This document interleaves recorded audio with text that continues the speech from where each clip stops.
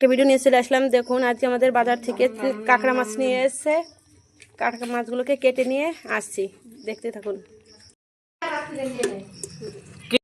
কেটে পরিষ্কার করে নিয়ে আসলাম। এটুকু ঘিলু হয়েছে। এবার মশলাটাকে বেটে নেব।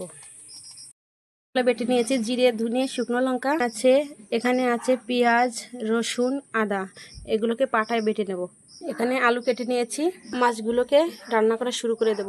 তেলটা গরম হয়েছে, মাছগুলোকে দিয়ে দেবো। লবণ, হলুদ দিয়ে সুন্দর করে ভেজে নেব।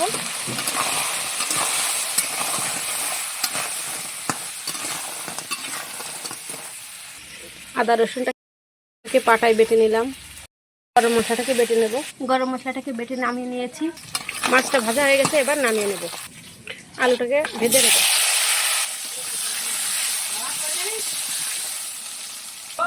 আলুটা ভাজা ভাজা হয়ে গেছে, এবার নামিয়ে নেব। ফোড়নে দিচ্ছি গরম মশলা, দারচিনি, লবঙ্গ, এলাচ আর জিরে। পেঁয়াজটাকে দিয়ে দেবো।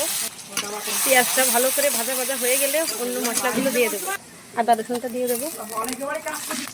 জিরে বাটা, শুকনো লঙ্কা বাটা দিয়ে দিলাম।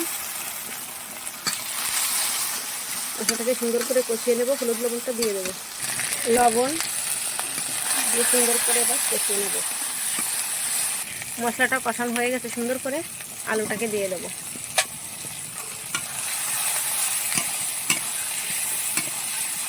মাছগুলোকেও দিয়ে দেবো।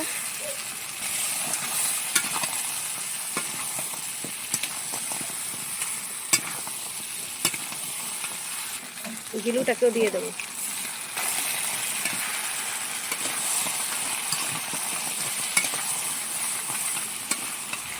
মাছের ঝোলে একটু স্বাদ বাড়ানোর জন্য চিনি দিয়ে দেবো। কাঁকড়া মাছটা একটু মিষ্টি মিষ্টি হলে ভালো লাগে, তার জন্য একটু চিনি দিয়ে দিলাম। আপনারা এভাবে রান্না করে খেয়ে দেখতে পারেন। আর যদি ভালো লাগে আমার ভিডিও, অবশ্যই লাইক, শেয়ার, সাবস্ক্রাইব করে দেবেন। একটু সুন্দর করে কষানো হয়ে গেছে, এবার ঝোল দিয়ে দেবো।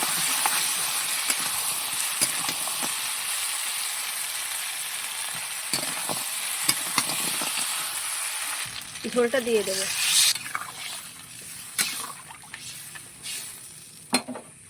এবার একটু ঢেকে দেবো।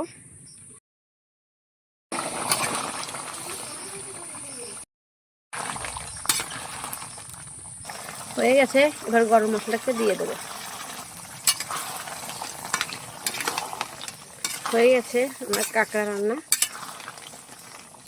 আপনারাও এইভাবে রান্না করে খেয়ে দেখতে পারেন কেমন লাগে।